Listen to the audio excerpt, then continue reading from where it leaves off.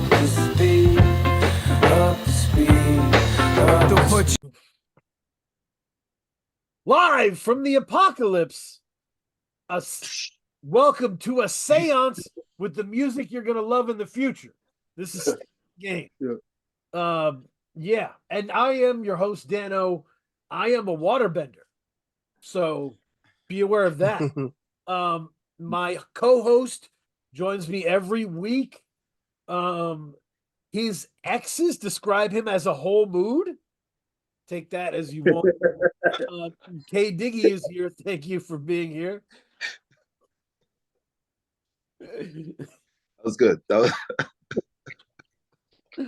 So I appreciate you, and a returning guest, obviously somebody that we like, an incredible MC, an incredible producer, but I think the superpower is that Tokyo Cigar is someone who is incredibly selfless with his talent, has used his talent to help others realize their talent and to help the community, hip-hop community, reevaluate songs, albums, and MCs that may have, fallen into disregard critically, right? That he can hear. I was on a Jizza podcast with Tokyo Cigar. We're talking about our least favorite Jizza album, and Tokyo was like, the lyrics are amazing. No, like Tokyo hears a different album. He hears what the album can be, what its mission was, and has really helped me and a lot of others see that. So thank you for being here. Appreciate you, Phil. No, thanks. And thank we you, are lucky enough to have as well. We're talking about someone who is like a super rapper. You know what I'm saying? Somebody who was like, salute, blessings, like blessings. Like the Jack Reacher, like in the 90s, this was like the Jack Reacher. He was like, this is someone you can't take anything away from, because however you feel about Hell Razah, your favorite rapper couldn't wait to rap with Hell Razah. Yeah, whether that's MF Doom, whether that's Method Man, whether that's MC8, like people loved rapping with Hell Razah. Razkaz, all the best MCs knew Mobb Deep. Yeah, Mobb Deep. And so thank you for being here, Hell Razah. I deeply appreciate it. You're welcome, man. Thank you for the outlets like this to get the energy out there to keep it lit, because things are deteriorating everything right now. Yeah, the infrastructure is deteriorating. Like people that the places that covered music that I loved checking are disappearing, and that's why I don't work for them.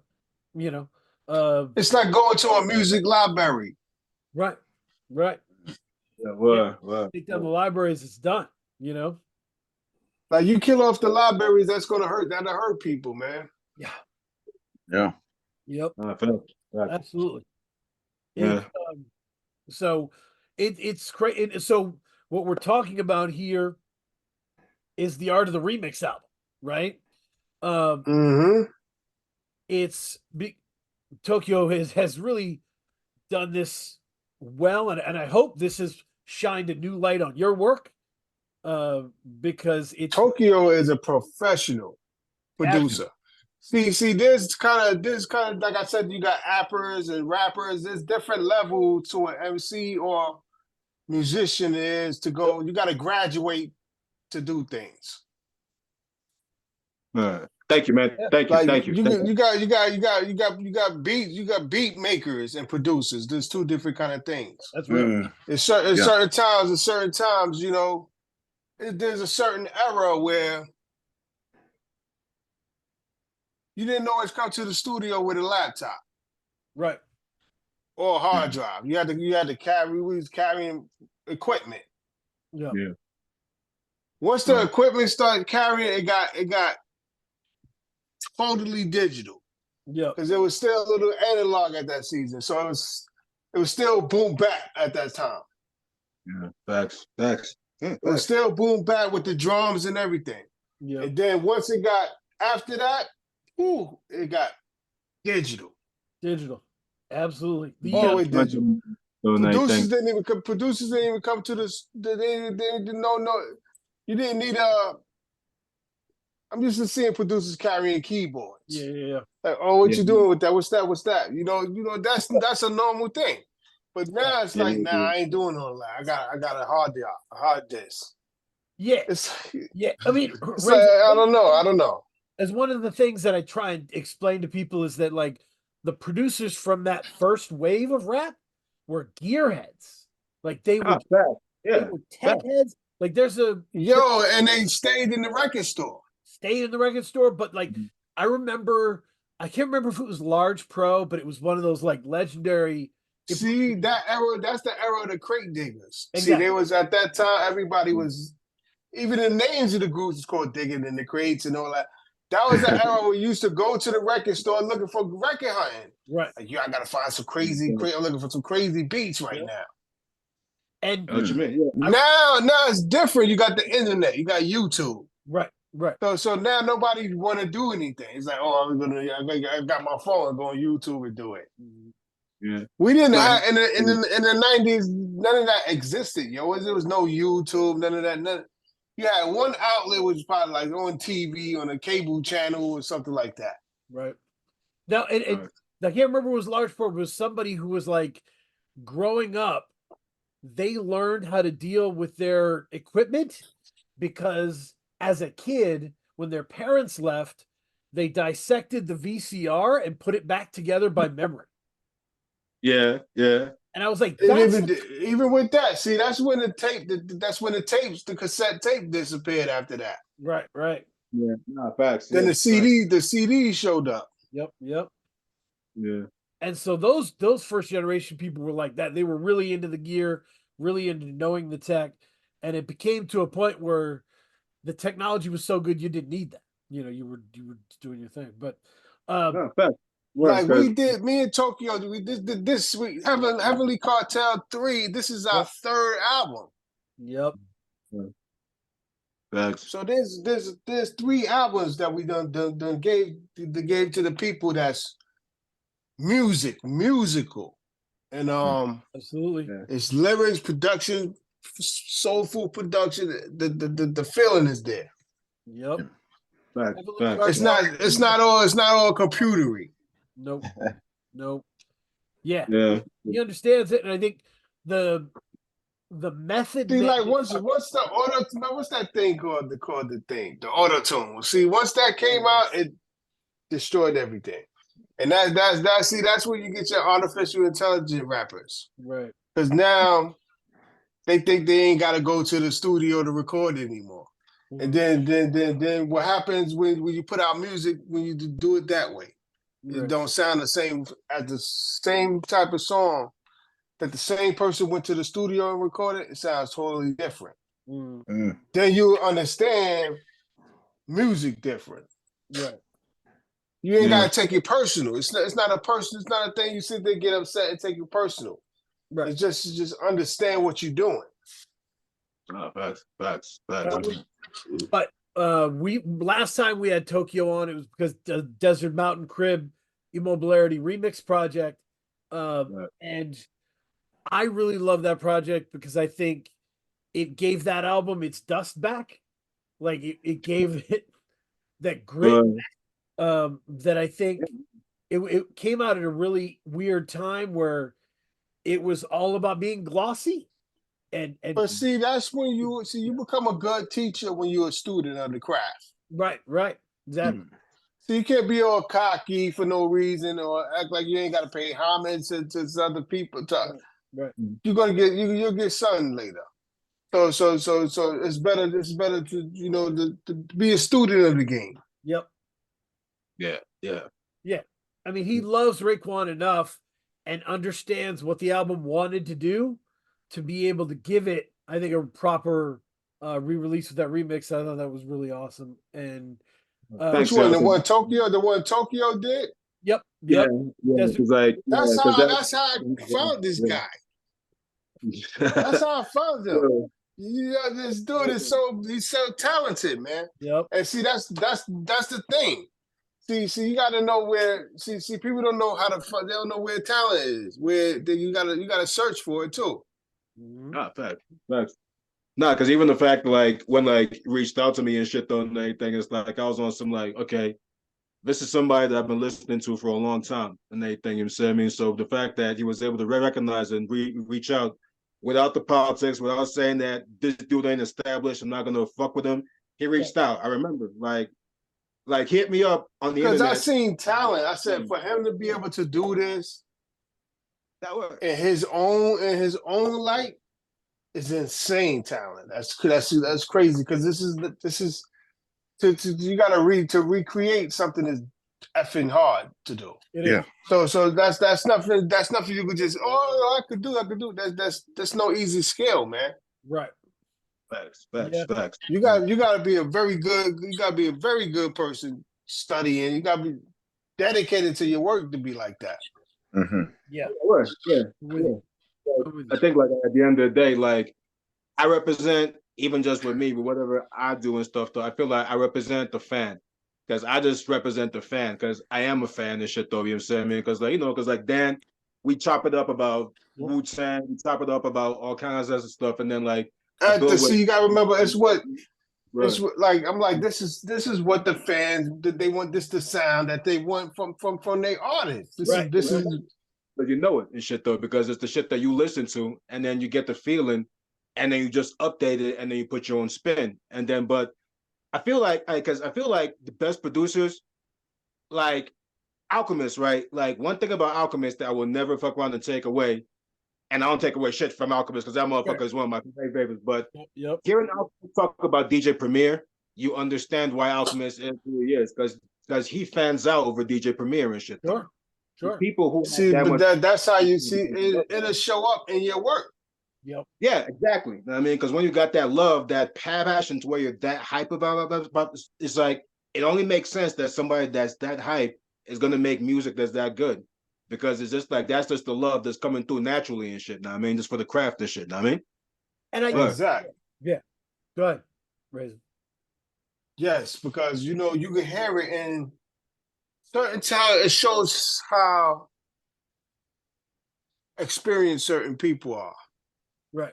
Because they might even know about none of that. Yeah, 100%. They may be too young to know about that. Right. Yeah. And I think if you've never sat and created anything like yourself, you can hear someone and be like, oh, they sound like Premiere, they're ripping Premiere off, right? Right. But if you actually are a creator, you understand that you're not just born fully formed, right? And you can't just even if you copy somebody, it's not easy to do. No. And most of the time you're using that artist as like a North Star, as a path to where you want to go, right? And so like you may be like, oh, I grew up on Cool G rap, so that's gonna be my center point, and I'm gonna grow from there, right? But you don't sound like Cool G rap. That just helps center you, right? And like that's how these influences work, and I don't think people really understand that a lot of times.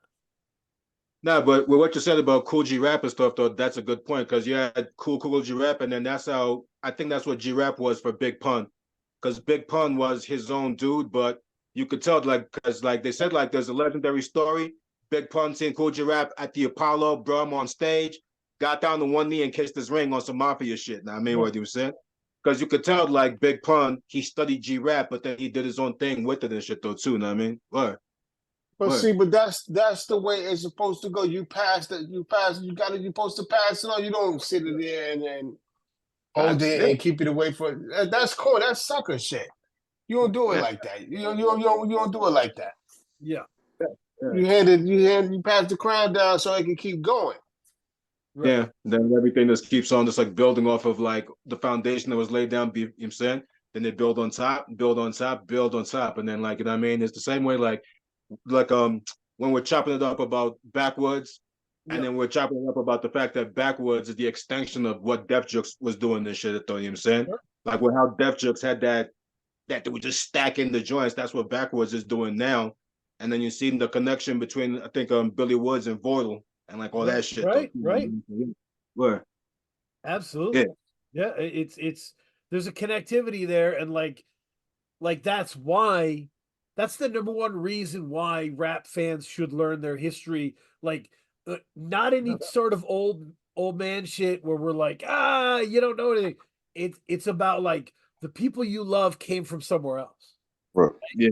Like, Yeah. my son loves JID. Now he's asking me about Outkast. Now we're talking about Outkast, right? And we're gonna work back. And now he's hearing Goody Mob. Like, and we're playing that tree back. So I want him to know here's where it came from, here's where it is. Mm-hmm. Mm-hmm. Like that though, it really because I remember I was getting an Uber lift from like this one chick, and then she started playing like Dark Side of the Moon by Pink Floyd, The Great Gig in the Sky. I'm just like, oh shit, this is The Great Gig in the Sky. And then she's like, you know this shit? I'm just like, yeah. Then we got into a conversation about how everybody from people in her age group to like super young kids, they all knew that Pink Floyd shit. Because certain people would be on like, yo, my dad sat me down and played me, like, you know what I mean? But you know, that was a certain era. That's like the funk era. Yeah. But like with that, it's like they make sure that the kids, even nowadays, they pass that information down. Because like, cause I was playing like Pink Floyd, and then my sister's friends, they came through. They started singing along, and then they knew the shit word for word, and like they're from a completely different generation and shit, though. Know what I mean? And I think it's important because even like, especially with like stuff like Wu-Tang, the foundation that like Wu-Tang laid is like you see it because I remember I went down to like see RZA do the score for the fucking for like the Master Killer joint, the 36 chamber joint, right? And I remember like we were up in this amphitheater looking joint, and I looked around. I saw college professor looking motherfuckers, hippie looking shit, Miami hood dudes, like all different ages and demographics. I'm just like, yo, this like this shit is different because there's certain things that I think that like how like you see like certain things that it just crosses generations that no matter what era it is, like yo, fucking with chicks. One thing like I see, yo, every era of chicks loves the Golden Girls.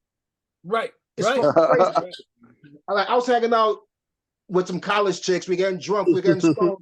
These chicks, they start talking about Golden Girls. I'm like, what the fuck? Like, my mom used to watch that shit. You know what I mean? It's just like that, no matter what, throughout time, it just always resonates, and that's hard to do. You know what I mean? You know what I'm saying? Hard to do. And I think when I've run into people who are like not woo like people and trying to get their footing in woo and be like, I don't understand this music. Like my first thing I say is always like, I understand, because I fell in love with Wu-Tang standing in the cold, right, waiting for the bus, or like in my friend's unheated garage, right, while they're smoking and the boombox is playing. I grew up with Wu where I could see my breath, and that was where that music lived, right? Instead of just swearing about how cold it was, I was reciting the lyrics, and it made a lot of sense. Word. And like I'm saying, and the wild thing is just like even like with like Wu. First time I ever heard Wu, I was back in Nigeria. My big sister, she just started singing Emmy to HOD, man. I'm like, Method Man. She's like, you ever heard Wu? I'm like, nah. And I was in my aunt's house, and then because my sister, like, she always like my big sister, she used to date a DJ when she was in college, and so she would always make mixtapes. So she'd send me tapes. So I heard Method Man and Wu-Tang Clan ain't nothing to fuck with. Fuck my life up and shit. Then I heard the albums, but then I started finding out about like stuff like the affiliates. And the thing about Wu was that it was almost like those fucking Russian dolls that you open up one and there's another one, they open up one, another one. I'm just there's so many layers to this shit though. I'm just like, and then everybody was dope in their own way. Cause even like the first time I heard like Sons of Man, I was like what was the song Soldiers of Darkness.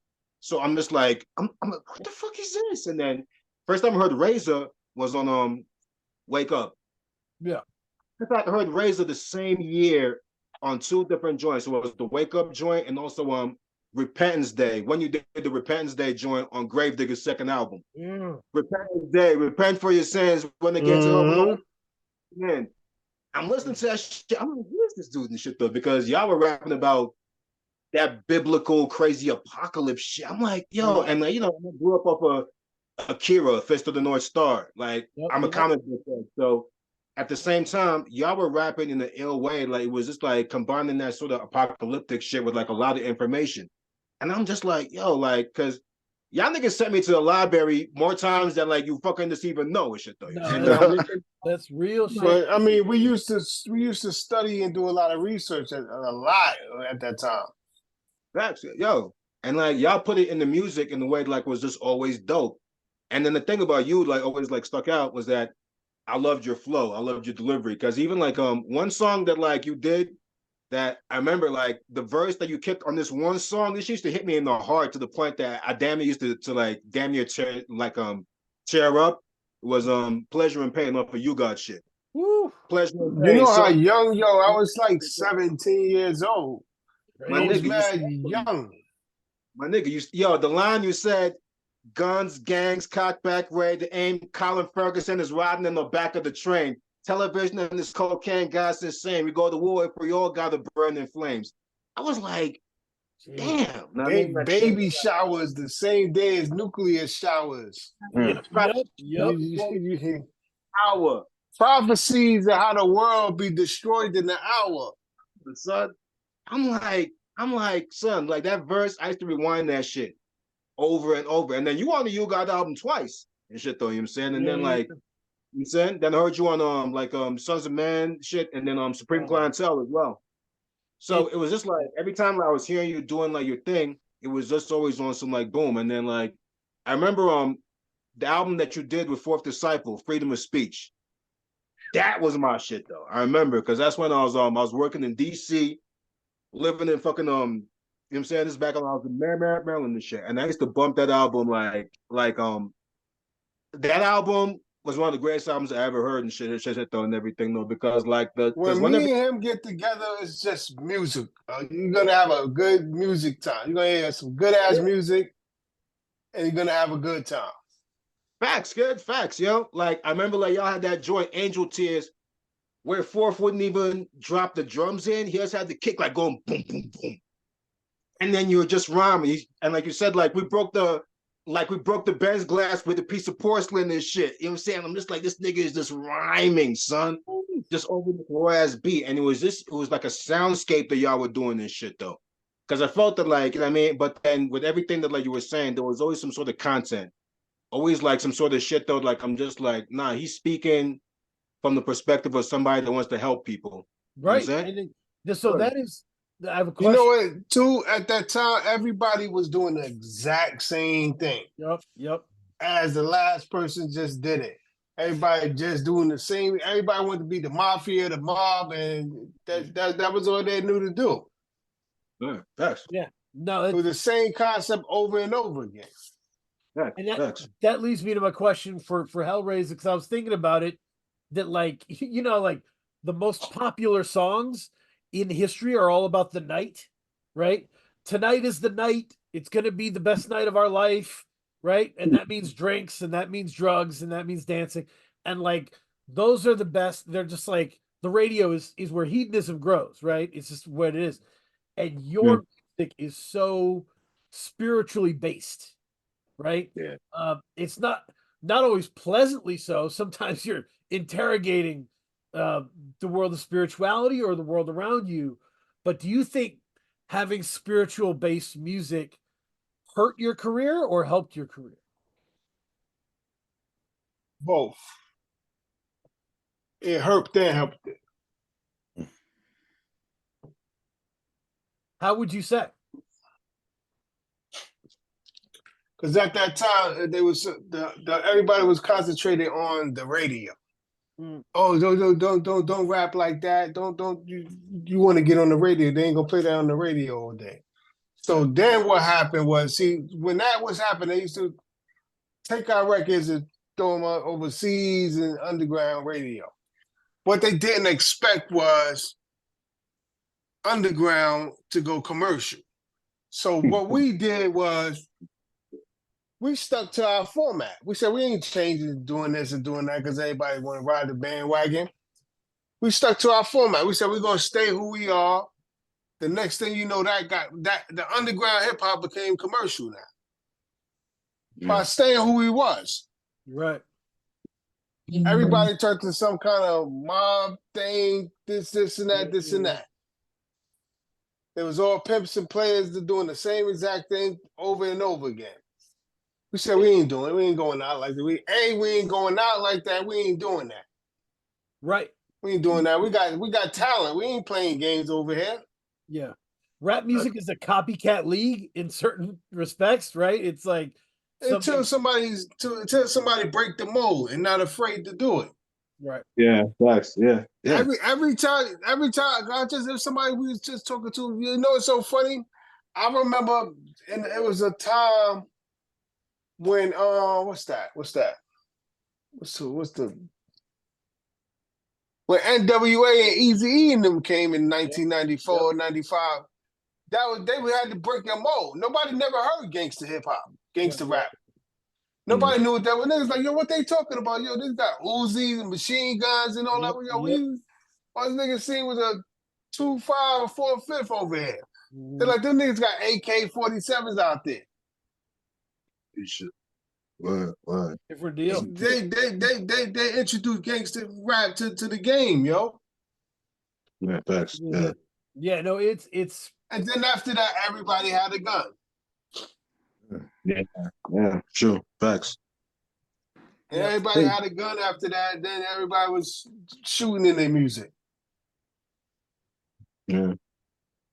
And a lot. And then what started to happen was the music that what they was saying they was doing in their music started to happen. Yeah, facts. Yeah. They rapped it into existence. Yeah. They kept saying it until it started it's just so like how ironic the last album he dropped is called Ready to Die, man. Really? And then you gonna take this nigga out there with a going back with a song that's called going back to Cali. Like, do you see the sort of psychotic shit going on? Right. And then it's funny because what was Pac drop? I think Pac drop All Eyes on Me was the last thing. Yeah. Well, yeah. Right before he died. Then after Machiavelli came after that. Yeah. Yes, which is the rebirth. Yep. So he was like, I'm signing out of this shit. I'm getting out of it. I'm done with it. So boom, he seen it and said, I'm getting out. He said, all these niggas is devils, demons, Illuminati. I'm getting out of here. I'm done with it. I ain't with it. So being that nobody knew what that was, they was confused. Like, what is he talking about? And it's funny because at that same time that was going on, we was over here on Heavy Metal. Oh shit, you're right.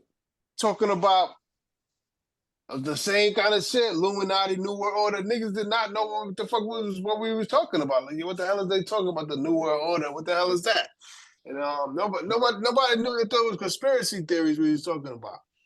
And I think that was one of the things I think me and Tokyo talk about woo a lot in terms of this, like that it felt like the first music that was given to us that was like a full ideology, you know? Like on Tai Chi, my verse, I said it's 9-6. So that was 1996. Yep. I said, beware of biochips. So I was already telling them, yo, you better get prepared. This is about to go down. Right. And they're like, oh, that's not going to happen. That's not going to happen. That's not going to happen.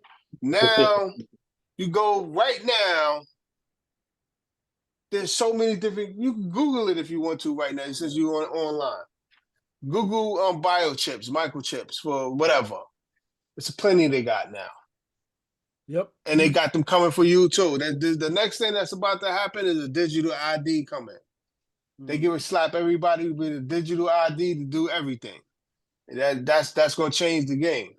Because then the money gonna change. The dollar gonna disappear. They're already destroying it. Blockchain is coming. It's about to be a whole different money game. So everything going digital.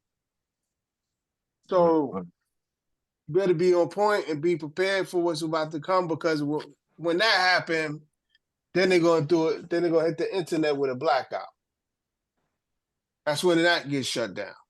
Once they get you all controlled by a digital ID once it's all digital, the money, the ID, everything, because it's easy to access everything. Right. Yeah, convenient and everything. I'm saying, yeah, No, yeah. it's And they're gonna create certain things. They're gonna create certain things for them to be able to do these things. So something gonna happen where they're gonna go, oh, this happened, so now we gotta issue a digital dollar now. Where you can't get to nothing. Yeah. right. Anything you can't eat, can't do shit, can't shop, can't do. You see how you can do now? Everything is digital. Yeah. Imagine that to the 10th power, because they got AI coming, and it's coming. Most of the stuff that's online right now are not people. Right. That shit is artificial intelligence, yo. You may think you're talking to a person as a computer, yo. That's the times we live in. It's We're in a new era right now. It's serious right now. Yep. That's, Science fiction stuff. But They got human farms right now, where they're producing people, yo. Yep. But back to the Heavenly Cartel 3. We're talking about it. It's been amazing to see it. With the Hell Razah remixes.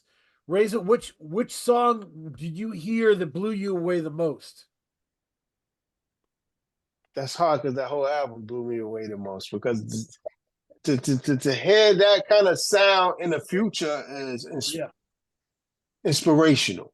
And because it's like you felt like all of that was such a long time ago. Like that energy was such a long time ago. Like, yo, damn, that's I remember that. That was like a long, to hear that right now is like, whoa, okay, Right. yeah, that's the energy I remember. Like, I remember you told me that's that. the hip hop. Yeah. Yeah, well, because with that joint and shit though, even like because I started that joint out on New Mexico when my man had the MPC-1, and because I chopped it up with Razah that I was gonna do it, but then like for some reason it kept on not being the right time. I'm just like, nah, it's not the right time. Yeah, it's not the right time. So, but when I went to like New Mexico, And he kept like talking about, I think I gotta go away. Yeah. I think I gotta go away.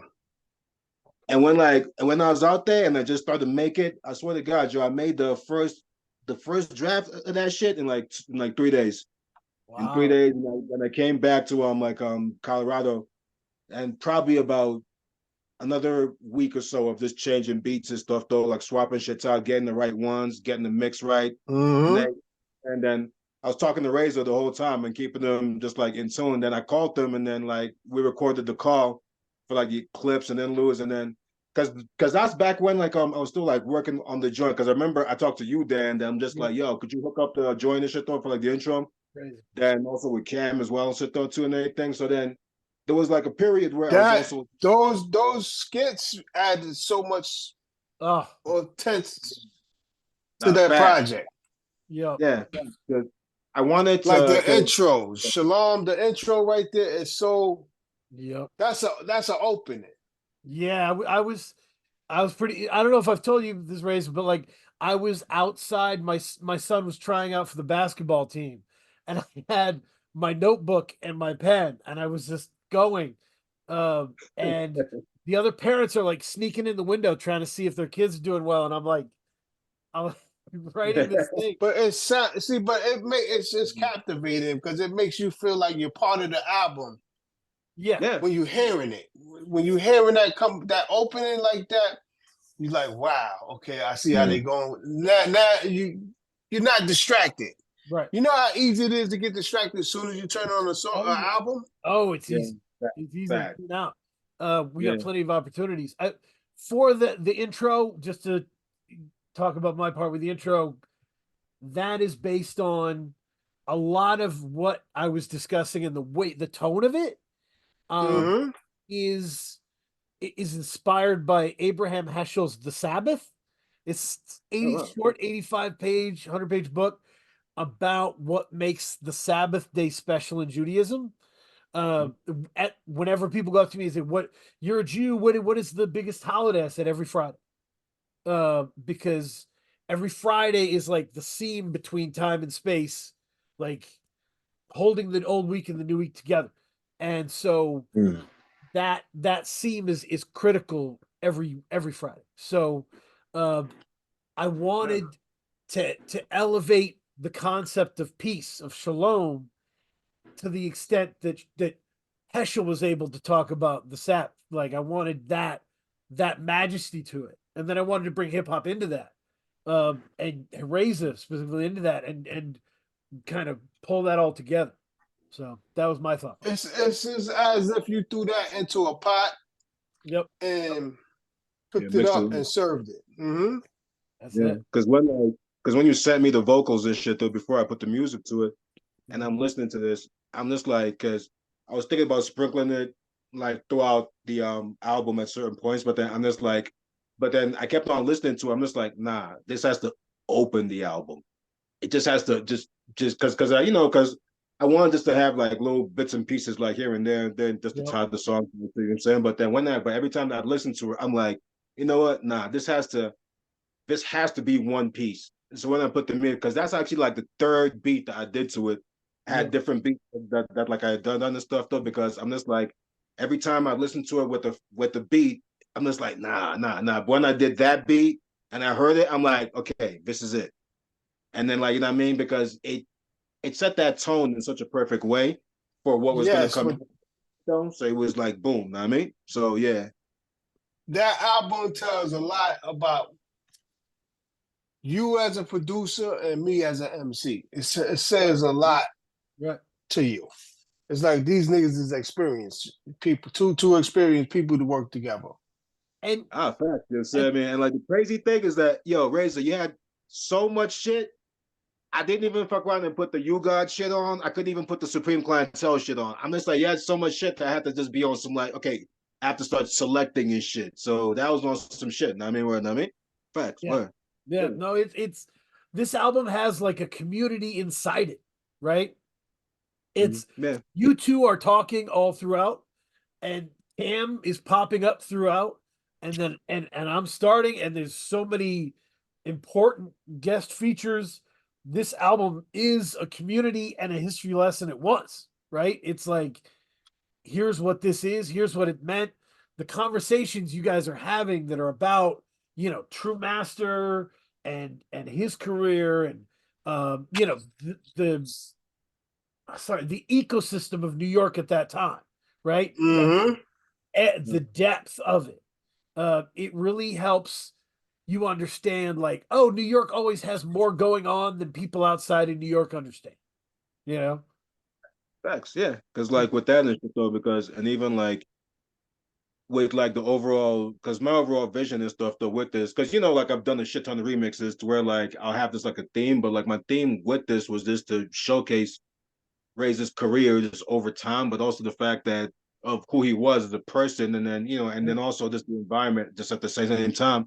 Because that's why like I wanted to have like you on it with doing the intro because we talk about Wu. So you represent Wu fan as much as I represent the Wu fan. And then like, I came up on Wu in Europe.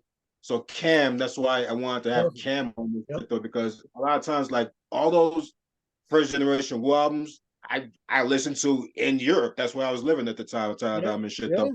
And I saw that they were because as big as Wu Tang was here, like in Europe, people worship them and shit though Worship. because they have that extra level of exoticness to it because it was from like a whole different country and shit though. So and then Cam, he represented that. That's why I wanted to have him in this mix and shit though too. So everybody was there for a specific reason and shit though for what we all like represented. Because even with the phone call with me and with like me and Razah, like I'm a Wu-Tang fan and Razah's in like that Wu-Tang crew and shit and everything. So it's also the fan talking to the artist Sure. that he was looking up to, but at the same time, I also just wanted to showcase his whole entire career, and then because that's why I really wanted to brand it as a remix thing, because once you listen to it, once you know it's a remix, I want you to go back and then start doing your research. Okay, so where was the original vocals from this?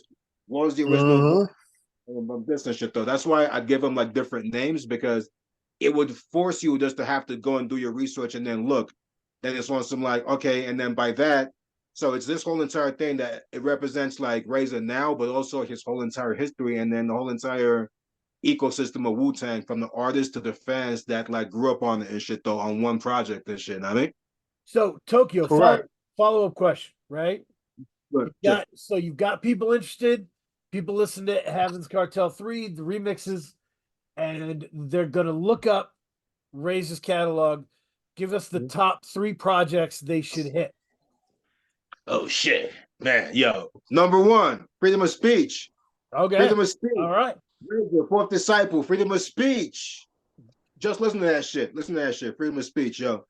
Then the joint that like the joint that like it did with like Blue Sky and Black Death and shit though. You said Razah's Ladder and shit though, because like that joint was like because Razah's a sort of artist that you can put him with different like producers to do a project, and you're always gonna get that cohesiveness and shit though. So the Razah's Ladder shit, but it's also had against the press with Ill Bill. You know what I'm saying? Like Crooked and like all that shit though. So like that also gives you another like aspect of like him. So I think that between both those 2 albums and shit though, you see like a lot. And then of course the Renaissance Child and stuff and everything, you know what I'm saying? Oh yeah. And then even, you know what I mean? So yeah, I gotta pick 2. I mean, Sydney, I'll give you my 3. I'm going with Heaven's Razah at 3. I think that's an incredibly important project. I'm gonna go. I'm staying with Razah's Ladder at 2 because I think Razah's Ladder is super important. It's one of those things where like a lot of rappers, like you go back to the catalog, it sounds dated. Blue Sky, Black Death were so ahead of their time that the beats you hear now sound like Razah's Ladder. Like you can put on Razah's Ladder, it sounds like it could come out today. It's really important. Thank you for that acknowledgement, man. Because that was a busy time for me. That was like 2007 season hip hop. Because I did both of those albums came out in 2007. Yep. Renaissance Child came out. Yo, I think this is crazy. Oh, the other day, man. Holy shit, this is like that'd be like the 12 year anniversary. It came out in February. That's awesome. Oh shit. Oh 20th, shit. I think it was. Hey. Oh wow. Dope. So that means that's like, damn, that much time that went by. That's crazy. So if it's 2007, I put it's 2024. Yikes. Right. So my number 1 would be Renaissance Child because that is like it's kind of bulletproof, man. That's kind of a beautiful project. Crazy focused. Yeah. You said the Heaven Razah album, right? Yeah. Heaven Razah 3. I would have Razah's Ladder 2, Renaissance Child 1.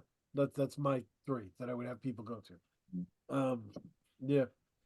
Hey, the catalog is deep in that too, and I mean with like it's deep because each of those albums was a different specific time for me of growing. At that time, this time I have to do this because those times was me because I was working by myself now. So now I was with my group and that whole thing wasn't there now. So now I had to figure it. I had to do what I had to do now. Right. You were doing your thing though, yeah. Definitely were doing your thing. Sure. Yeah. Razah, what would you say are your 3 projects that you would recommend? Let's hear Y'all kind of nailed them because each one of it was like the freedom of speech. Me and Fourth had a chemistry sound together that we went away for that for a time and just knocked out so many songs. It was like, yo, this is crazy. We both was bugging. I'm like, damn, we down there finished a whole album already. And we just really because we was working. It just was him with beats. He told me just bring your pads. He said, bring your rhyme books and bring your books. We're gonna get to work. So that's exactly what I did. I couldn't wait. I'm like, man, I'm coming with my book bags, yo. You crazy? And I'm going to sit with the fourth disciple with just us. And we're going to do music. So I came with my book bags to stay with him. And once he started playing beats, I'm sitting there like, yo, I got songs for mostly all these beats, man. I was looking for beats for these songs, and I didn't have none. So now, that time was me getting to work with just us now. Right. It wasn't the whole group thing and all that. So that was a different growth time for me right there. And then with the Blue Sky Black Death album, now I'm working with some new producers that I didn't work with before, but they know my sound. Yep. Totally. And they giving me advice about things I wasn't thinking about. But it was making sense. So that was a growth. That was growth for me because I wouldn't normally do stuff like that. So I'm like, okay, now I'm working outside of the family. So now let me see. I wonder how this is going. Once I started hearing what we was doing, my heart was racing. I'm like, yo, this is insane. They got me sounding crazy. I'm like, this is crazy, and they making me work. You give me ideas. Let's do this. We was creative. I'm like, yo, this is crazy. So and then that's what I was at that time. My father just passed. Ooh. So I was in a different area. In a different area. I didn't want to be bothered with music. I was different at that time. So that was a different season for me. Mm-hmm. And then the Renaissance Child was, I was going through the phase of, when I started that album, my mind state was in, I'm tired of this Hell Razah shit. Now I'm about to change my name. Now I'm flipping to do the it started from there. Oh, so it started from Renaissance Child. Because the Renaissance Child meant Renaissance means rebirth. Right. So what I was like, I gotta rebirth myself, my sound and everything. So then that album is always special to me because I was doing something new for myself. Mm-hmm. So I was like, this album will always have a special place for me, man. And I was just doing music again after my father passing. Because I kind of was like, I hate fucking music. You go through your phases. So I'm like, I don't want to be around no music shit. I don't trust it. So now, like, I don't know if it's killing my people. I don't know what's happening. So I was in different zones. And then I was like, I'm gonna change my name. Process was coming because I just started my record label at that time, which was Hell Razah Music Incorporated. Sure. And the first project I put out on that was called the Ultrasounds. And then it was called the Ultrasounds of the Renaissance Child, because I was at that time when I dropped the Renaissance Child, I was preparing them with stuff. So I had that come after the album because at this time in 2007, the hip hop game was going through its differences. Right. Where they didn't want the samples. It was sample based hip hop for a minute. They was fans of, and then that changed once the lawsuits came. So then it was like so the sounds started changing. So when I got with Blue Sky, they were not sample kings. So they like playing piano. They was doing musicians. So I'm like, okay, now this is a whole different album now. So that's why that album is special too, because Really is. I was going through the loss of my father, and that's a personal album to me. And that's like it feels personal. Like, damn, it's got to be a personal part of Razah, you know. And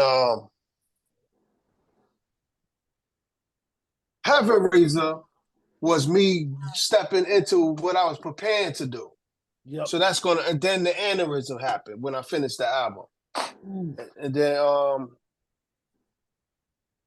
that album is forever personal. And because that was me I went from Hell Razah to Heaven Razah. Right. Basically. And yes, and then that was me growing from also in my sound too. Right. And we've talked a little bit, Razah, about like surrounding yourself with energy and shifting that energy when it needs to be shifted. And one of the first things when I told Kay that I booked you, I was like, one of the things I have to ask how Hell Razah is like, when you heard that Malice changed his name to No Malice, and like people on the internet were making fun of, like, oh, that's silly.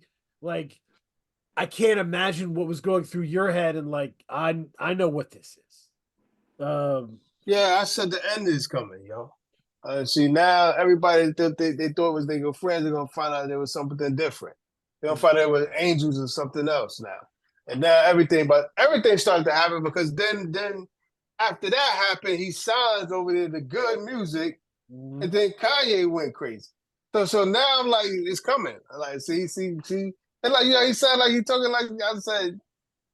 I know, I already know. I don't even know what's happening, but it's the time is running out, yo.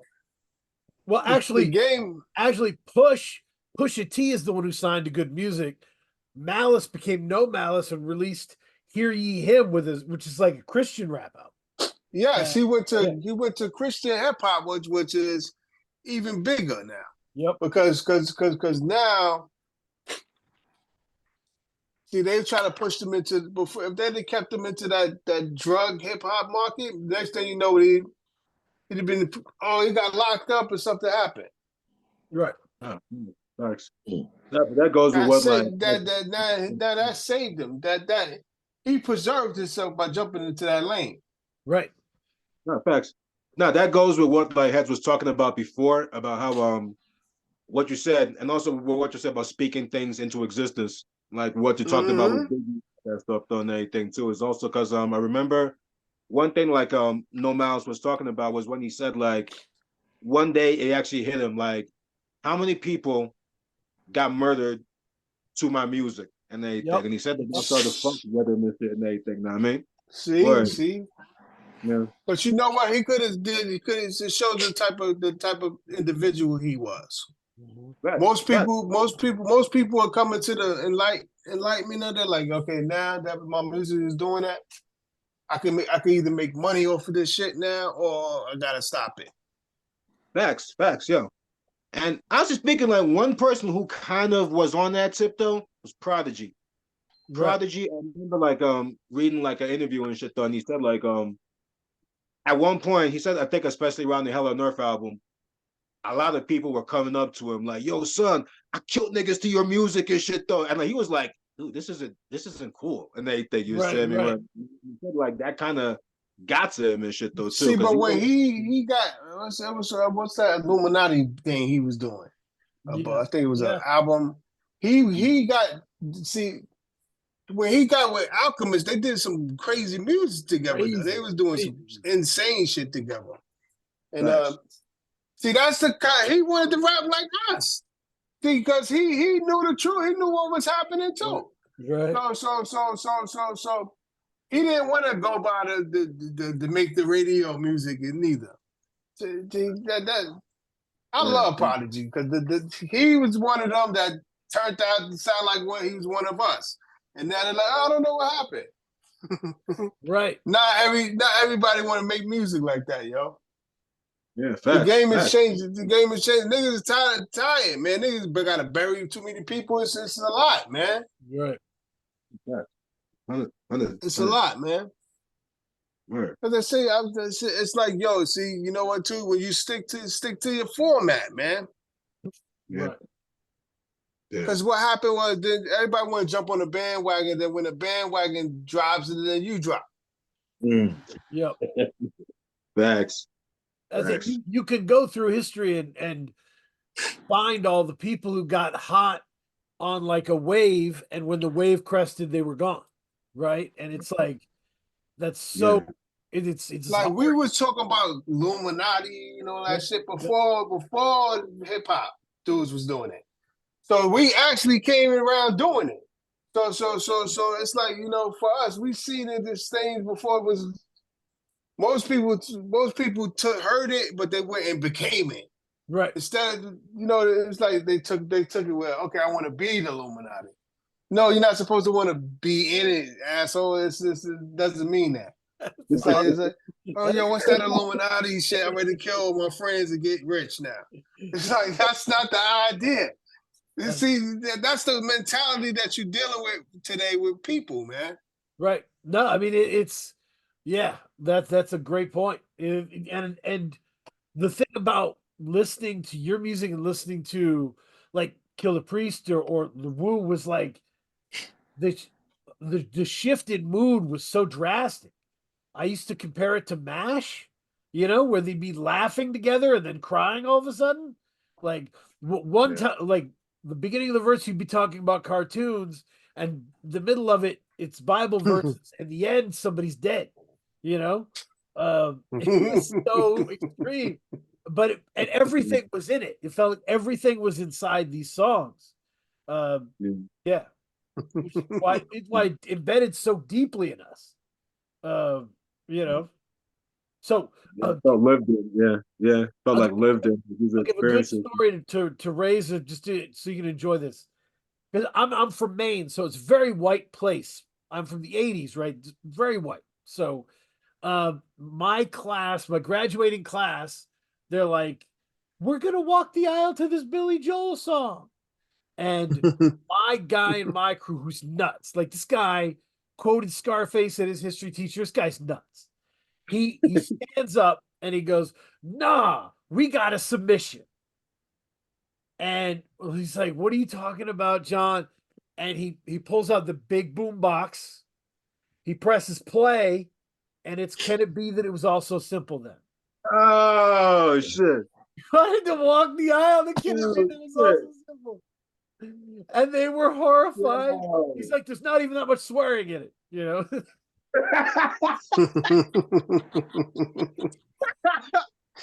Oh shit! Out of all the Legendary songs, Yeah. Oh, yo, nice. that's classic. That's classic moment right there. That's Legendary shit right there, yo. Oh shit! Hell yeah! Yep. Nah, word. Yeah, that's music that just like That's live life. classic. Yeah, word. Because with the impact that of the music, you have moments like that, and you also have because everyone that knows me knows I'm a huge Wu-Tang fan, but like the biggest Wu-Tang, but the music was so dope that when you met another Wu-Tang fan, was that heavy into it. Right. Like, I mean, I remember I was at the gas station and this dude he came through. Like this dude Renard, he's playing the motherfucking whistle. So I'm just like, man, you playing the whistle? Okay, cool. Off of Birth of a Prince. Yep. So that I'm just like, okay, so you playing the whistle, but then he just gave me this look like, man, you don't know shit about Wu-Tang. I'm like, are you sure? So he said like, yo, come to the car. Next thing you know, he starts playing shit. Like he played one shit that had you on it. He played that shit to Showdown. It was you, Yep. Beretta 9, and Lord Superb. Oh, He played that shit. That's And I'm quoting the shit back and forth. And he's like, yo, you really know your the way his face lit up when he was like, yo, you really know your shit. And the next thing you know, he came through the next day. He had the big CD book. He's showing me all kinds of shit he's been buying. And you know what I mean? And it's just that sort of if the music that y'all was making, that's why people were that into it and shit. And that to them was valuable. it kind of made you it's interesting because it made you like a kind of special person just for even listening to that kind of music. Yes. Yeah. Because people be like, you listen to that shit for real? Yeah. Word. Know what I mean? It was so I think the difference between Wu fans interacting and other fans interacting was if I met another Wu fan, I didn't feel like I had to get connected to them. I felt like we already were. Yeah. Right? Because the first thing they assume is when you say the Wu-Tang, they think you're going to talk about karate. Right. Or you use a kung fu person, or you're going to talk about karate, some kind of shit. So then when they hear us, they're like, yo, I didn't know. What drew me to y'all was different. Y'all, everything about y'all was different. Yep. And we had a certain set of values, Wu-Tang fans. We had a certain set of values, and we all shared that, and that was what was cool. But I would say so to talk about Heavenly Cartel 3 and one of the songs that really floors me because I love Crash Your Crew. I've always loved Crash. but Echo Chamber, That there, insane. that has to be one of my favorites right there. Insane. That he smashed that so crazily. It sounded like it should have been that. It's just like, yo, they should have used that. They throw that in. It's like, yo, I'm surprised they didn't use that. It even made me like, we should have used. We could have used that. Like, damn, he caught that vibe so perfectly. Yep. It sounds like 1995 again. I'm like, damn, it sounds like 95 right there. And he like Crash Your Crew is such like a smash shit in the room song. Like it just has a lot of energy to it. And Echo Chamber makes it pretty again. Like it just makes it pretty and it's kind of weird. It's glimmering. You know how this type of album to me sounds like sounds like a cassette tape. Like era. That's a great point. Straight off of this, yo. The Echo Chamber made it on this. You still got an SP? Wait, that's an SP. That was the 400? Nah, SP the 404. It's the OG one. This the OG one. You understand me? Word, I mean, I made Echo Chamber off of these ones. That's one of the few ones that I made here. That bad. Echo Chamber. That's what it's funny because your 808 sounds like the 808s. Right. Yeah, let me ask, what is the value of producing on old technology in these modern times? Too digital. It takes out the spirit in it. It takes out the actually spirit of the instrument out of it. Yeah. It makes it sound all airy. It's like it could give you a good copy of it, but it's not the same. Yeah, 100%, 100%. Because when I got those samplers and shit though, I noticed the difference in the sound. I noticed the difference in it's like you notice the difference in the sound, the texture of shit, the drums, and different pieces of equipment will affect it in different ways. It's almost like you could take the same sample it on different things, and it's gonna come out a certain sort of way. So when you take that, because what I do is that I'll cook on like the analog stuff, then I'll mix it digital and shit though. But I always, because sometimes I'll just make something and I'll make sure I run it through just to get the analog feel, because it's a feel. Right. It comes on, it feels a certain way and stuff and everything. Know what I mean? To where it's just like once certain things hit, like once the drums hit, like once the sound hits, like you know what I mean? And then even like with when it's all frequency. Those are all frequency levels. Yeah, that's it. Because the thing that when it's going through certain circuits and shit though, it just colors the sound a different way, and then it gives you a certain frequency that you're not gonna get off of something else. So when you have that sort of analog feel, it just colors it a certain way and shit. Know what I mean? Word. I mean, so I think you like to raise this point. You have to fight against the technology that flattens your music, right? Yeah.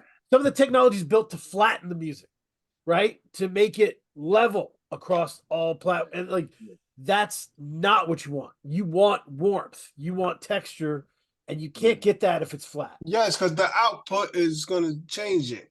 Depending if a person got headphones on or they listening to it on computer or radio. Right. Yeah. It's going to change it. It'll change the output is going to change the whole thing.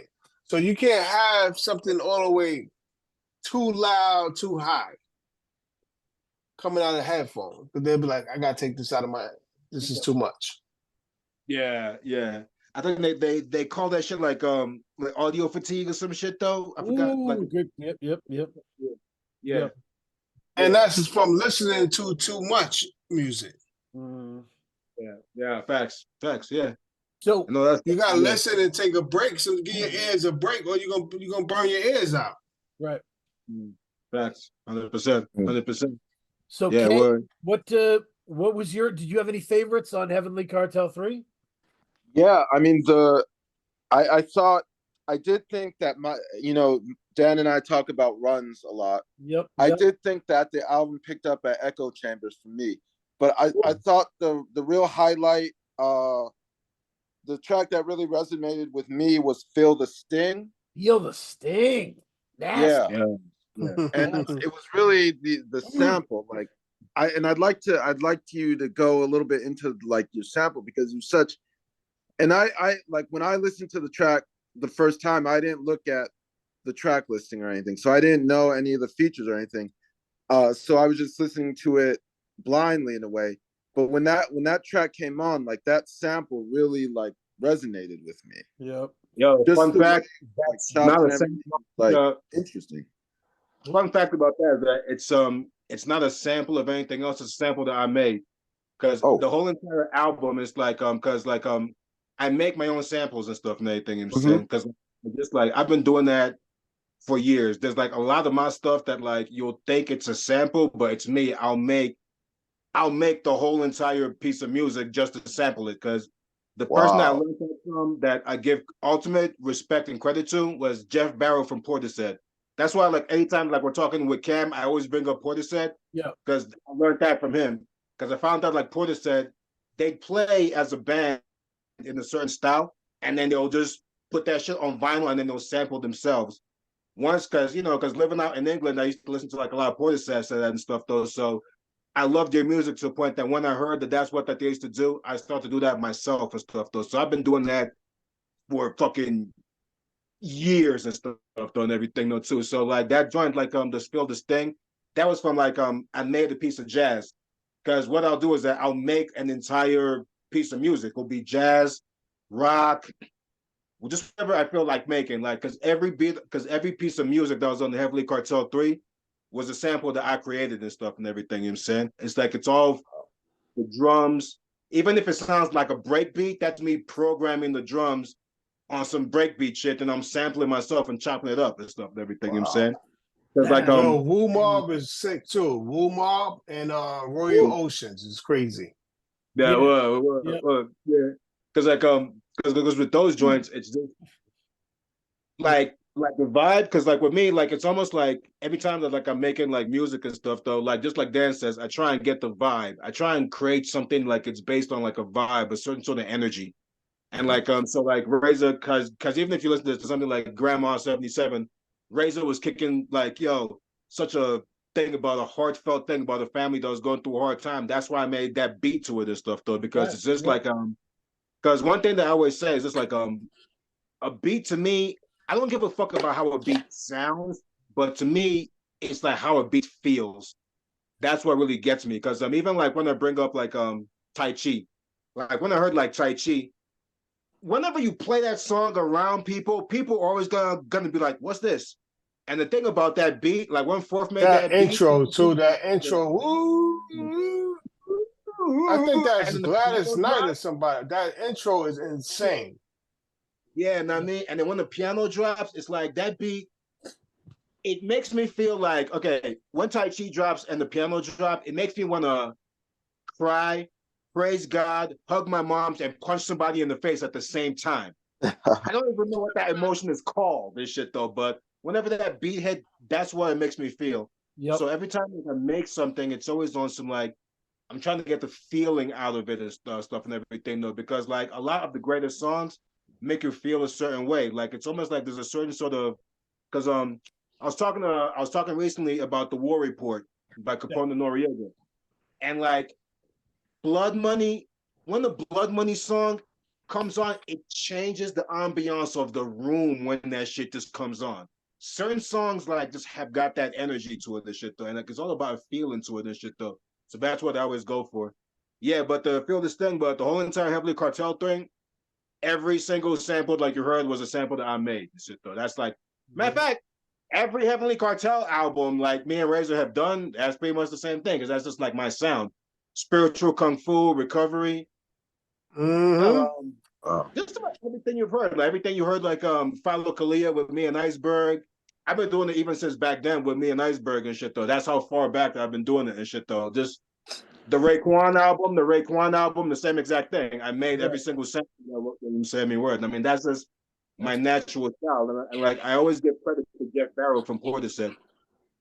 Amazing. That's a genius talent to pay homage to right there. Yeah. Thank you. Yeah. Thank you. And it's not anything it's not anything that anyone else is really doing. You know what I mean? It's a good way to differentiate what you do, what you're making from everybody else. Because what Razor was talking about with the lack of effort, with people just pulling YouTube clips and they're not going to be able to make something that sounds like a Canon, you know, because you can make it. You're making it in a very thorough way for that outcome to really hit. Yeah, and Yeah, that take a lot of experience to even get to that level. Right. Because he's not a producer just started yesterday. yeah, I've been doing this for a minute. Yeah, well, it's just like I think first started doing beats probably like 1998 and stuff and everything though. So I've been doing like this joint for like a long time and stuff though, and I've just been in the cut. Just like because I was just to say like music was something that I would just do for like just my own sanity and shit though. Because a lot of times I just work on albums and I'll just put them out, promote it for like a week, then I'm on to like the next one stuff and everything though too. But by doing that, I would just always attract like certain people. Like it's like Iceberg reached out to me Iceberg reached out to me when he was Cyclops. And then we've been working because like, he was like on some like, yo, dude, like your shit is crazy. I'm like, dude, your shit is crazy. Y'all's work. And then Razor reached out to me. All different people would just always reach out to me. But the one thing like I've always just kind of built my foundation on is that I fucking love the music, yo. Like, I just love music. Like I just love the music. And then there's certain people that I look up to. So I just love the music and shit though and everything. You know what I'm saying? I mean, because it's just like, and I feel like musically, like also the fact that I traveled a lot, I like, I grew up in a lot of different countries and stuff. I would just naturally hear a lot of different things. And even like my little niece that lives back in England and stuff, though, she plays the violin. So I used to watch her play the violin, and then I'm hanging out with her. She's playing me classical music.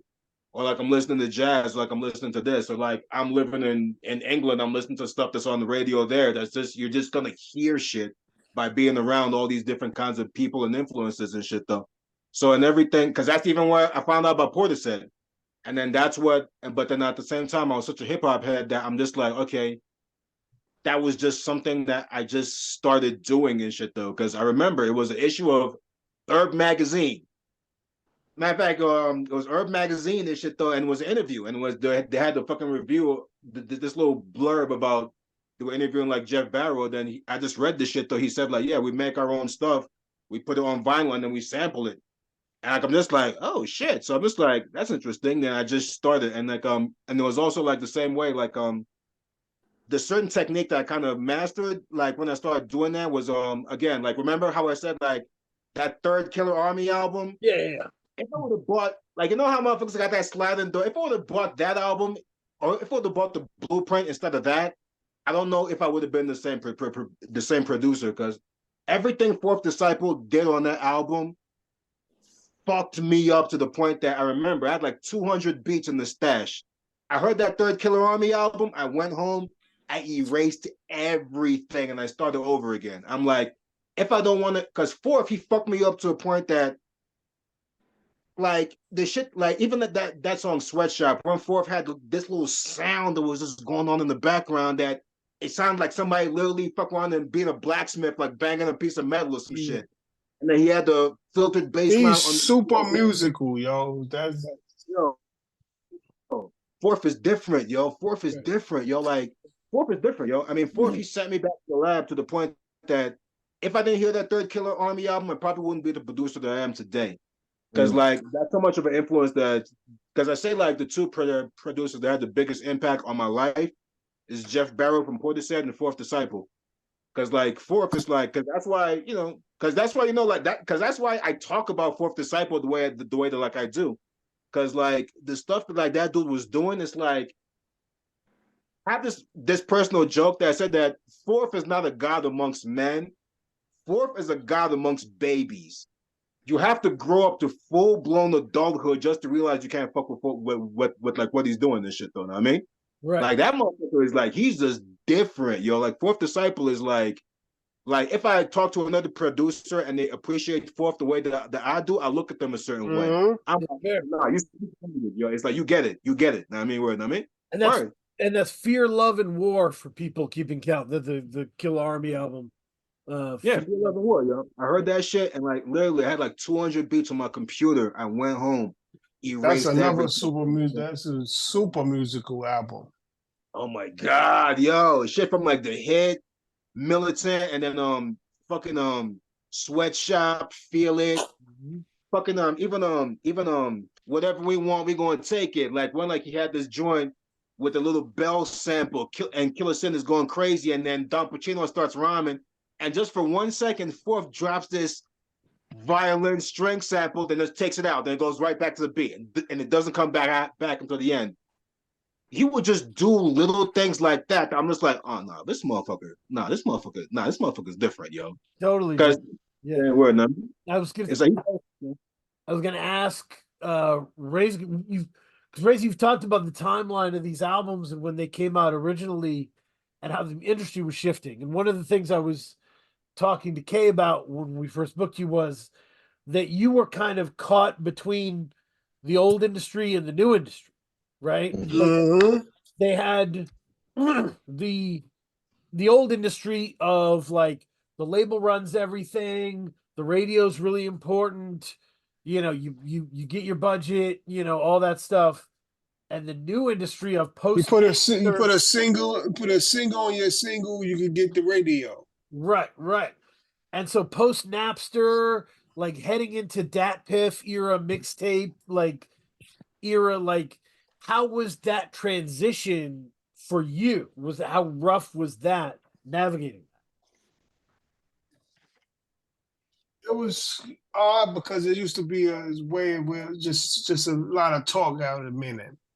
It's like, oh yo, the CDs is gonna disappear, all this shit going digital. Nah, they can't do that. The niggas is not gonna stop. We used to be like, nah, niggas ain't gonna stop listening to CDs. You can't do that. Then looking at how vinyl disappeared when CDs came. I'm like, okay, so it is possible. Because you can put 1,000 MP3s on a CD. You ain't gonna need no more. You're gonna be straight with that. And then the vinyls was gone. So we watch eras come and disappear. So we like, damn, like it used to be a shit when you had, where my 12 inches at? You get your 12 inch on your white label back, you was happy. Yeah. Yo, my record, I'm ready. I got my 12 inch back, I got my box of 12 inches. I'm ready. I'm about to go hit the DJs up. Now you can't do that because you just send them an MP3. Yep. Or I emailed him the MP3. That's corny. Fuck out of here. We gonna take the nigga to 12 inch and go shake his hand and tell him you got a new single coming out. Right. See, they took away a lot of the real shit that you used to do back in the days. Back in the day, you used to carry around your box of 12 inches and go hit the DJs up. Right. Yes. Whole industry changed. Absolutely. And and so that was and then recovering from the aneurysm, because I asked Kay to watch the Risen documentary, Mm-hmm. what happened.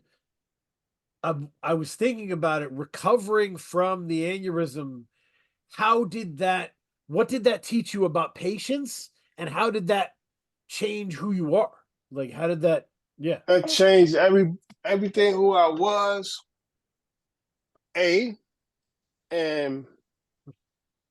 it schooled me on patience.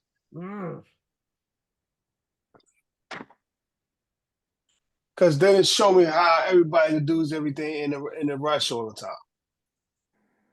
Always in a hurry to do things. And then they take things for granted, Taught me the value of things too. Yeah. See, people take a lot of things for granted. It wasn't always normally like that. Yeah. from a rushing stream to a drip, you slow it down. That's powerful. Yeah, because it make you respect things differently. Yeah. That's Totally differently. Yeah, I can imagine. And it also reveals who a lot of people was. Yeah. Nice. You have a million people around you when things is going good, but when they don't know how, when they think it's shaky, they ain't around you. Yeah. Yeah. Some people are not good at coping with tragedy. They don't know how to be around it, so they run away. You know? Yeah, Yeah. it's so many different things they try to do that they go by patience. Yep. Yep. Yeah. You can't control what's out of your control. You can beat yourself over and again with that if you want to. Yeah. You can't. Mhm. The art of patience is something to study, man. You know, Yeah. everybody study the art of war, but you need to study the art of patience, yo. Word. Word. For real. Yeah. Yeah.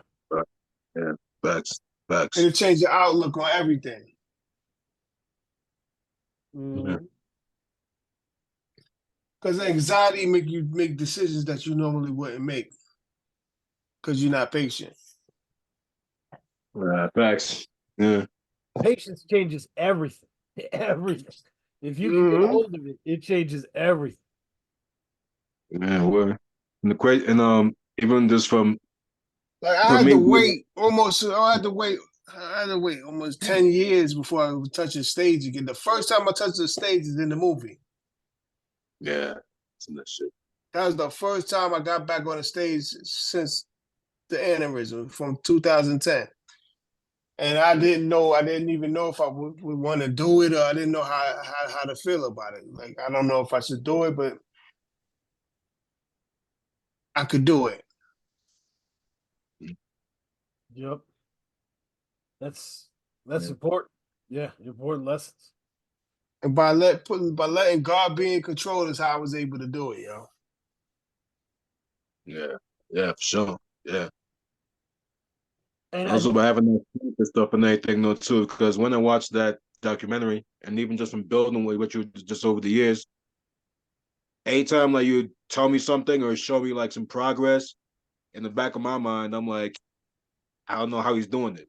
You know what I mean? right. Like in my mind, like I couldn't even like understand like the amount of strength that it took just to be able just to do that every day. Like when you got to fight Like when against we your like recovery, I couldn't even talk. It was a time. If you seen the movie, it's the time Right. I couldn't talk.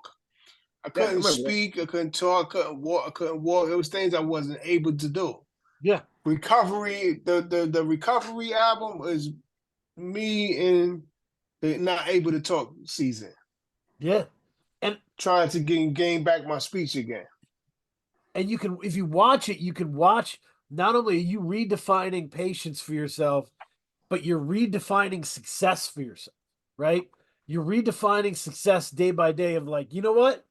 If I got 10% better today, I won. I Yeah, succeed, right? And yeah, like you, It's yeah, not giving up. It's just like, you just give up. It's easy to just say just give up. I'm not doing it no more. yeah. Facts, facts, facts. Know what I mean, but That's look like an at you easy now. way out.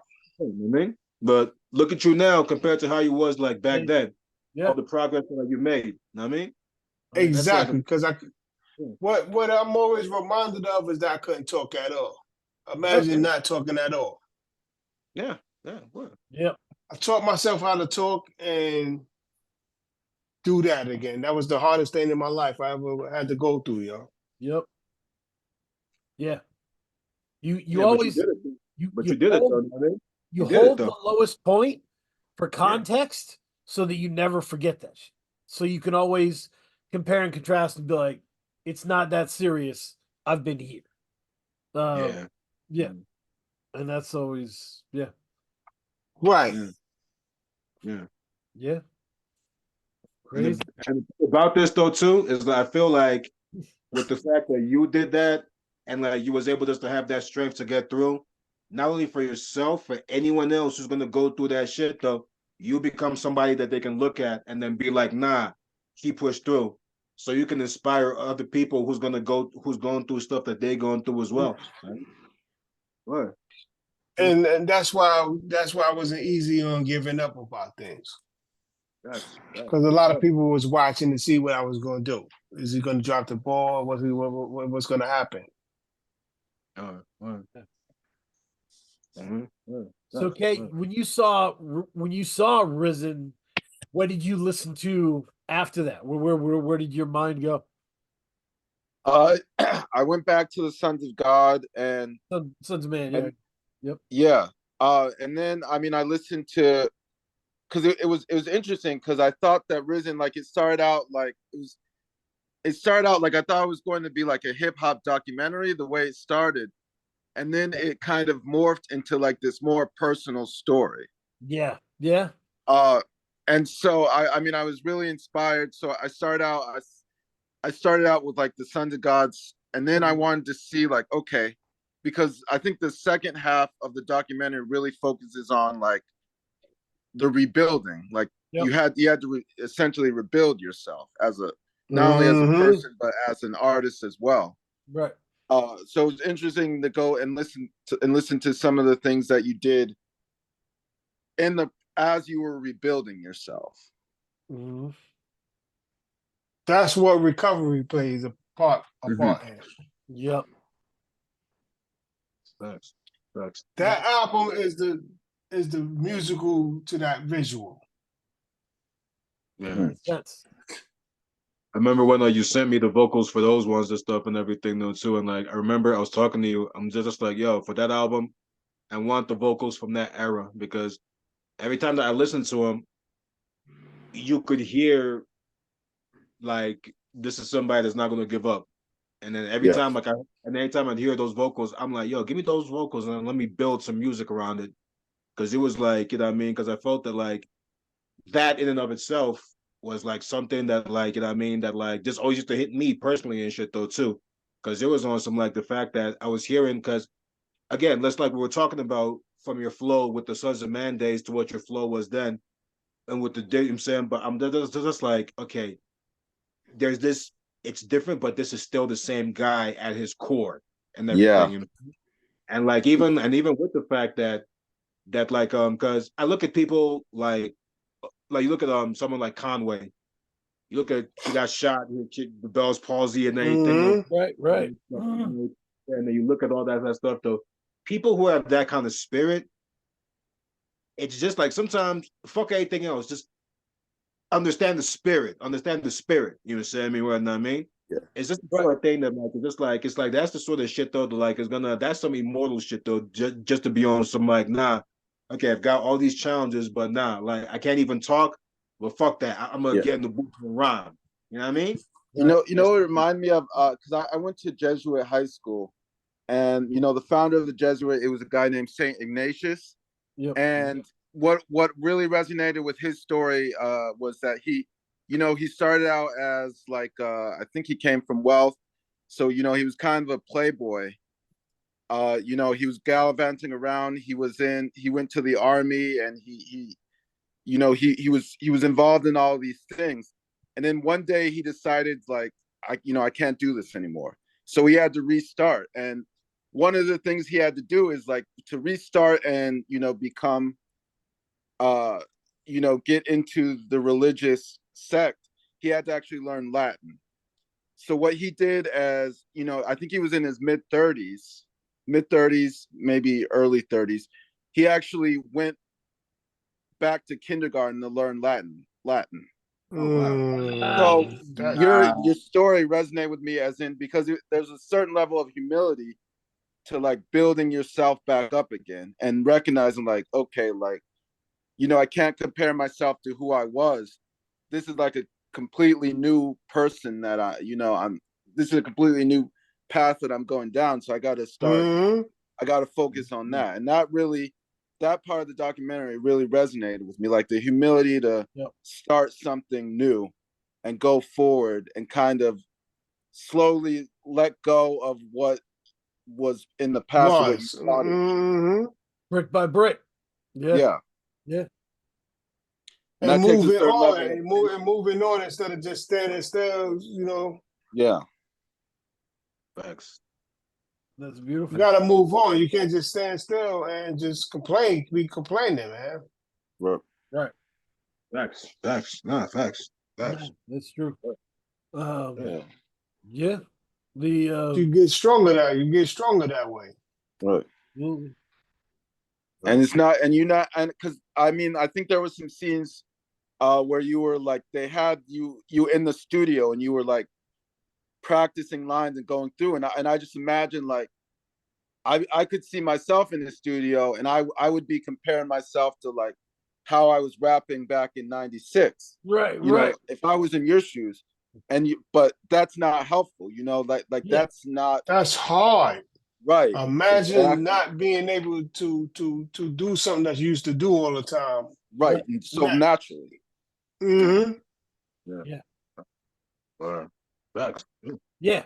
Getting your safe place back, right? Like when Tokyo talked about how like how fun it is to make these beats, right? How fun it is to be in this culture with this music. Like I was talking to people about this and like doing this show relaxes me in a tough week. You know, this is Right. relaxation. So like it's like if I lost that, you know, I'd have to fight to regain it. Right? Like Yeah. I'd have to fight to get that. So I can only imagine. Yeah. It's Facts.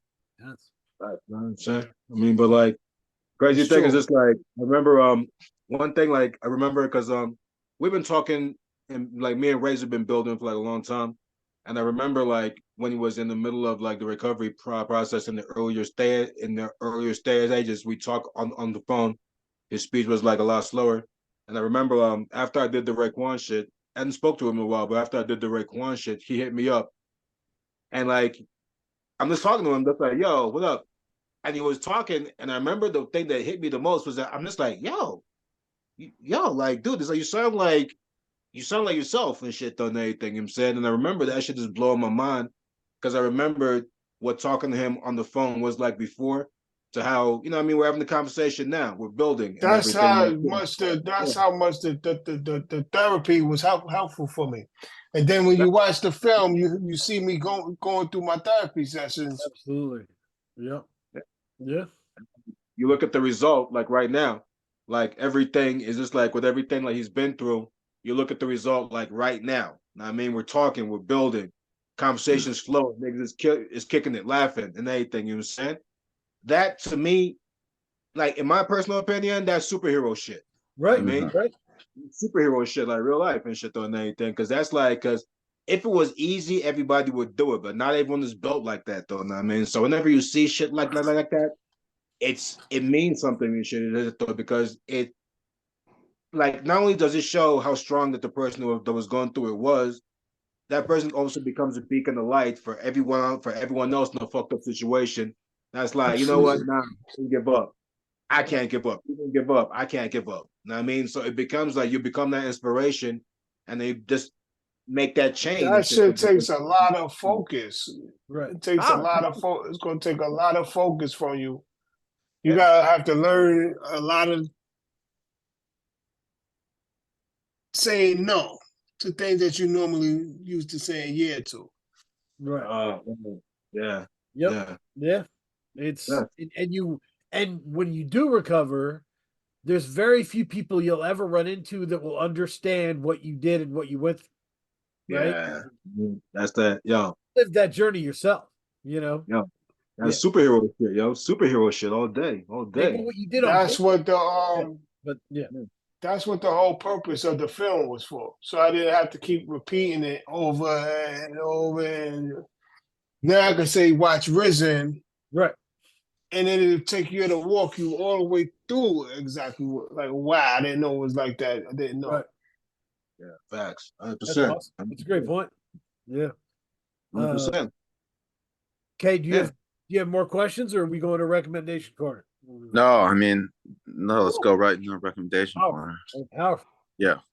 This is where we just recommend dope shit we've been listening to. This was a crazy week of dope shit. That some of which I haven't even gotten to because I've been listening to so much trying to absorb it all. But Sun Mundi and Clown Cat put out an album called Shout out to Sun Mundi, yeah. Born. And Sun Mundi is special, and like this is a special album lyrically, because we talked about this Kate before. Sun Mundi is deeply poetic, but the voice is like a with battle rapping intensity, you know, and that combination is really fascinating, and people are really starting to talk about Sun Mundi's body of work, you know. He's dope. He's dope. He's definitely super dope. Yeah. Super dope. And see, the second one, I'm gonna go with, you know, we talked to Shoddy from Miami. He was great, and he recommended Money Mowgli in his recommendation corner from Miami. And I've been listening to a ton of Money Mowgli. He just released an album this week with Tally Rodriguez, who's also been on the show. It's called Jinchuriki, and Money Mowgli's so dope. Like he's got a huge personality. He's beloved by like everybody in Miami, and so he's got a ton of features from different people. Um, and his son's on every album. Seems like a very genuine dude with a lot of personality. Um, Almost reminds me Tokyo of like '90s Noriega. You know, Okay. personality. Everybody loves being around him. Like that's Yeah. that's the vibe. Okay. But Miami version, right? Shoddy. No, Shoddy is dope, but in a different way. Money Mowgli is what we're talking about. Yeah, Money So Mowgli. who's the guy who recommended that? So Yeah. who's the dude you were speaking about on there? Money Mowgli. Money. Money Okay. Mowgli. Mogly. Yeah. Jinchuriki is the new one. The one before that, A Lone Wolf from last year. It's awesome. I run that shit a lot. Um, yeah. So I and I so the third, I would say I don't want to spoil the title or anything. Sankofa has an album with Chumzilla, and that shit is insane.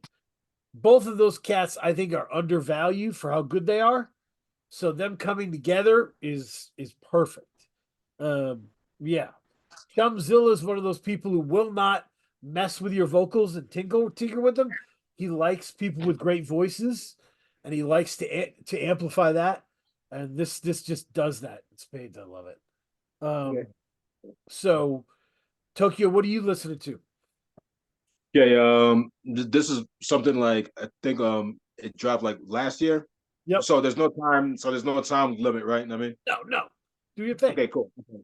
All right. Recommendation. Well, this dude called the new villain, and like he had this joint called The Mind of Hugo Strange, like two.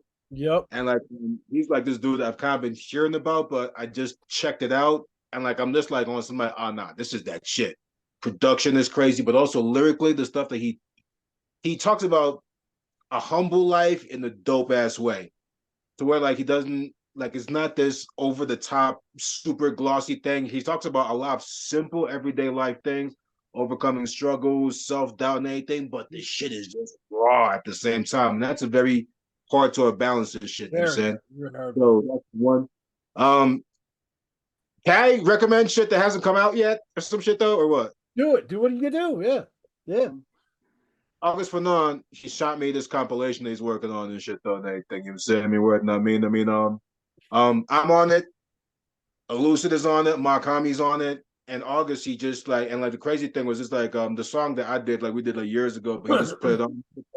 And like Navy Blues on it, all kinds of mad people are on it and shit on anything. In August, he fucking snapped on production. I mean, it's August, and so you already know, but he snapped on production and shit though. This shit is fucking ignorant and shit though. You know what I'm saying? So I think, yeah, I love Fanon so much. Fanon is such a good dude. Yo, first time I heard him on Mark Homie shit, because he was rocking with Iceberg, because I linked up with him through Iceberg, and he was rocking with Iceberg and stuff. And so like he told me about Mark Homie because I didn't know. He sent me the HBO joint, and I remember listening to it. I'm just like, oh nah, like who did these beats? Yeah. Homeboy, just like boom. And now I'm gonna switch it up. Another recommendation. So well, I'm gonna have a bonus thing apart from music and shit though and everything. So the third one, Love Supreme by John Coltrane. Woo! Yeah. Let's Love go. Supreme by John Coltrane.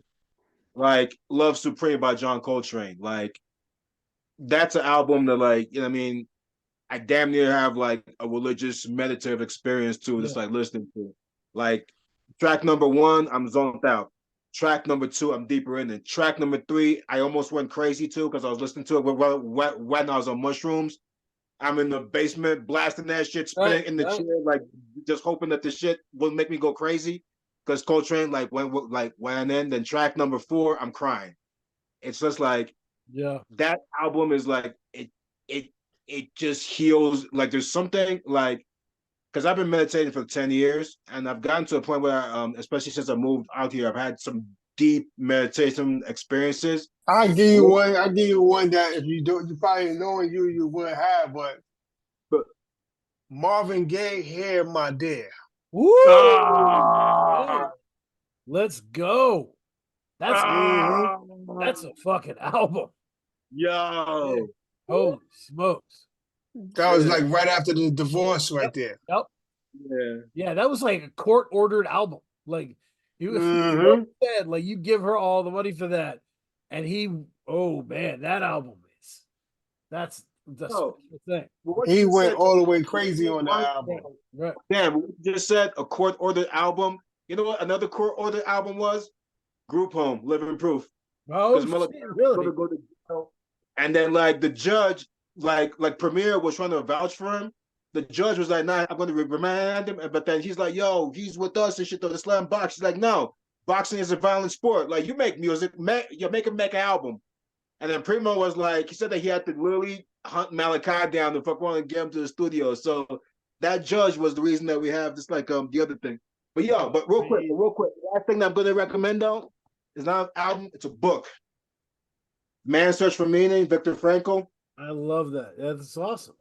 Throwing this shit and everything, especially with the stuff that we're talking about like today. You know what I mean? What I mean about these hard times and persevering through hard times. This shit though, so that's just another thing that I recommend. This shit though, just like it's a book that like you know what I mean. That like I come across it just every now and then, and like I'll just like always just reread it and get the shit though and everything just to get you like you know what I mean. It's a dope ass book and shit though in terms of just going through something deep, going through something heavy, finding out the reason why, but then also like the way like he comes at it from a psychologist sort of standpoint, breaking down why somebody would be able just to go through a hard time and everything though too. Cause you know, I'm really into all that shit though from just what makes people be in a hard place and not give up. To me, there's just something incredible about that. You know what I mean? Because I always like stories about people who are like, you were fucked up in the game or everything fell apart,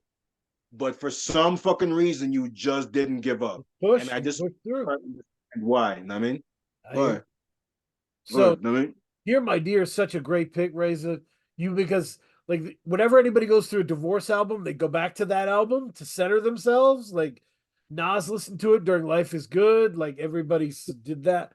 So what do you have any other recommendations or wait, because you got me. Wait, hold up, because now that y'all going through some catalogs of history over there. The good ones, right? Yeah, I'll give you. Can I give you one? You know who I can't find? That's pretty. That his collection was insane. Willie Hutch. Willie Hutch. Oh my gosh, I love Willie Hutch. The Mac. Willie Hutch has shit. His soundtracks was insane, yo. Insane. I would say the one I go back to, my most listened to Stevie Wonder album is Where I'm Coming From 1971, because Motown kind of had a system, right? I got a good one for you now. Yep, hit me. The Diana and Marvin album together. Ooh, okay. Write this down. Yeah. Crazy. Yo. Them two doing the album together is over insane. Diana and Marvin. Yes, that whole album is crazy. I gotta find this. That's crazy. Yeah. Oof. Stop. And at that time, for them two to work together is like the two biggest artists at that time to do a record together. Is extra insane. Yep. But yeah, there's an interview with Stretch and Bobbito where Stevie Wonder's talking about how like the formula of Motown was to like just kind of do these songs. They had a certain amount of songs they kind of wanted everybody to do. That was Barry Gordy though. Yeah, see, Gordy. he just worked like that. Right. And so Stevie was like stashing like original interesting songs and like keeping them for like and he'd sneak one in every album. He'd sneak a few in and he got to sneak more in. And Where I'm Coming From is the first one where he got to do his own shit. Like that's like full on his own originals. He broke free. And I think that might have been like around the same year that Marvin broke free too and started being able to do his own shit. So it's those are real. They were all, you know what's so funny? At that time, they were all little kids. Right. Yo, the album you're talking about, was that around the time that Marvin did the What's Going On? Was that around the time frame? I think it is around that time, but yeah, it's around that same. Let me find the Marvin Gaye timeline here. Yeah, because What's Going On came after that. That was before. Okay. Because yeah, they had Marvin singing like, you know, just kind of singing cover after cover after cover. Cover tunes. It's cover tuning. Nat King Cole, blah blah blah. Yeah. So yeah, 71 is What's Going On. Same year. Okay. Bet. You know who else was? Wait, there's somebody else around that time. Smokey Robinson, I think it was. Quiet Storm shit. Okay. Yeah. Which he came from a group, actually. Right. He came from a group, and the Miracles, I think they were. Miracles. Yep. It was him and what's his other name? What's the dude, the big guy, like Biggie, Barry White, and one of them. They from a group, yo. Mm. They went solo, and then they was group artists. They were group members. Yep. But Smokey was writing for everybody. He was crazy. Yeah. Oof. And he's still releasing music. He released Gas. Mhm. So that was wild. Nice. That was Nice. Okay. What do you listen to? Oh man, nothing new this week, but you guys put me on to a lot of good things I'm gonna check out. Oh yeah. Check out Where I'm Coming From. It's everything. It has the funk Stevie. It has the like ballad stuff. It's a little bit of everything on there. It's really dope. Now I got to go back because I listened to Hear My Dear 7-8 years ago. I'm gonna go back to that one too. Yeah, Ooh, I mean that. you got to. His lyrics on that is on another level. Oof. If you look at the time that he dropped that, and then think about the lyrics, is out of here. Sparrow is one of the best songs I think I've ever. I love that song. Yeah. Thank you for being here, Razah. Thank you, Tokyo. Well, thank you for inviting us, Thank you, man. guys. Appreciate the support y'all been giving for the album and everything. It's been helpful, man. Thank you. Thanks a lot for that, because we got a classic now in the work together. Yeah. It's like the people we can't rush through that kind of album. You gotta listen to it. No, you gotta. That's exactly how I tell everybody when I send it. I say, just don't just play it. Listen to it. Well, listen to it. And Heavenly Cartel 3 is a map to lead you back to all the Hell Razah you need to know anyway. Bomb. It does, and that's how we got it. Because see, you know what they forget about consistency. Yep. Yeah. That's Right. key. That's the key. The key. You got to set a standard and stick to it. Exactly. I appreciate it and thank you all. Salute. Wings up, man. What will tomorrow bring? What will tomorrow